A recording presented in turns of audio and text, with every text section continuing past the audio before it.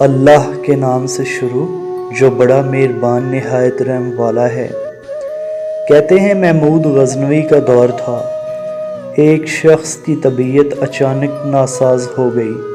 وہ طبیب کے پاس گیا اور کہا مجھے دوائی بنا کر دیں۔ طبیب نے کہا دوائی بنانے کے لیے جو چیزیں درکار ہیں وہ سب مطب پر موجود ہیں سوائے شہد کے۔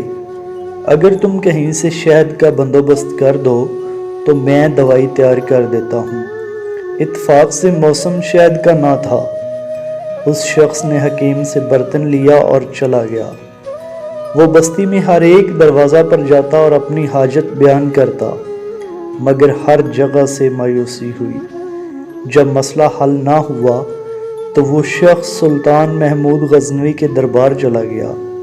دربار پہنچ کر اس نے اپنی حاجت ایاز کے سامنے بیان کی۔ ایاز نے کہا آپ تشریف رکھیے، میں بادشاہ سلامت سے پوچھ کر بتاتا ہوں۔ ایاز وہ برتن لے کر بادشاہ کے سامنے حاضر ہوا اور عرض کی کہ بادشاہ سلامت ایک سائل کو شہد کی ضرورت ہے۔